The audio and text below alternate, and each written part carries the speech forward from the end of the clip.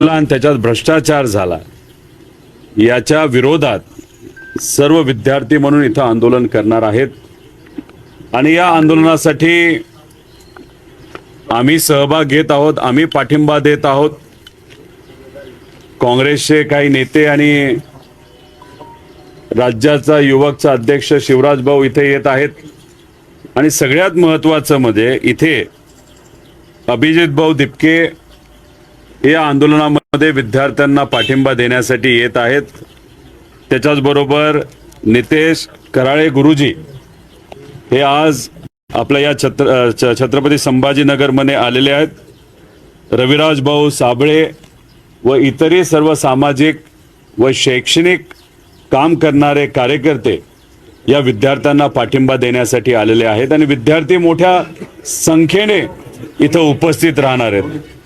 पण बघा, हजारोच्या संख्येमध्ये पोलीस प्रशासन इथं आलेलं आहे। त्याच्याच बरोबर विद्यार्थ्यांना ताब्यात घेण्यासाठी तिथे पोलिसांचे पिंजरे हे ठेवण्यात आलेले आहे।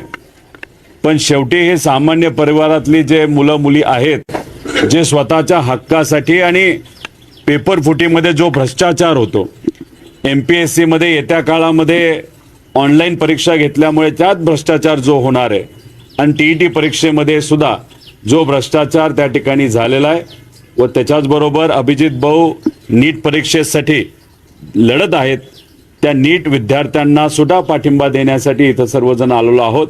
त्यामुळे आंदोलन मोठं होईल आणि हे जे झोपलेलं सरकार आहे नाही तर झोपलेलं सोंग घेणारं सरकार आहे त्याला जागा केल्याशिवाय हे युवा शांत बसणार नाही, एवढं या ठिकाणी मी सांगतो। सातत्यानं तुम्ही आवाज उठवताय, तुम्ही ट्विट देखील केले काल की म्हणू शकते काय या सरकारच्या विरोधात जे कोणी लढत आलेले आहेत त्यांच्या कुठली ना कुठली तरी कारवाई हे सरकार करतच आलेलं आहे।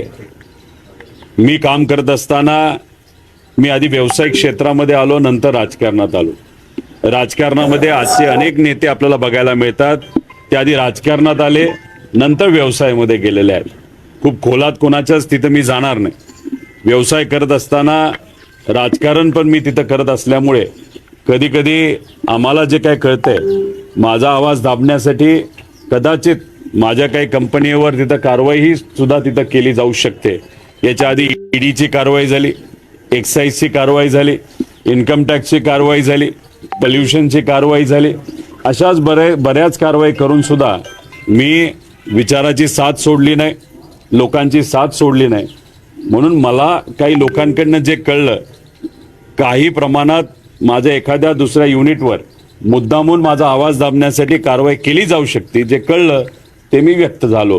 पण किती काय झालं, लोकांची साथ असल्यामुळे लोकांबरोबर मी राहणार आणि लोक हे नक्कीच चांगल्या विचाराने आम्हाला सुद्धा तिथं या लढ्यामध्ये ताकद देतील असा विश्वास वाटतो। मुंबईत सगळीकडे पाऊस पडतोय, मिसिंग रोड जो आता नवीन झालाय तो तिथेही दरड कोसळली, तिथेही सगळी आता मुंबई पुणे वाहतूक बंद झाली। खरं तर मिसिंग लिंकच्या बाबतीत बोलायचं झालं तर काही दिवसांपूर्वी आपले जे मुख्यमंत्री साहेब आहेत त्यांनी एक स्टेटमेंट केलं होतं, जे खड्डे पडलेत ते आम्ही ड्युरेबिलिटी टेस्ट करतोय। म्हणजे खड्डे पडल्यानंतर रस्ता नीट आहे का नाही, ड्युरेबल आहे का नाही हे आम्ही बघत आहोत आणि त्यामुळे खड्डे पडतायत ना, ती चांगली गोष्ट आहे। एखादा भ्रष्टाचार, जर चुकीचा व्यवहार एखाद्या कॉन्ट्रॅक्टमध्ये नाही तर एखाद्या कामामध्ये झाला असेल तर गोंडस शब्दामध्ये ड्युरेबिलिटी टेस्ट हे पुढं केलं आणि मुख्यमंत्री साहेबांनी त्याच्यावर पडदा टाकण्याचा प्रयत्न केला।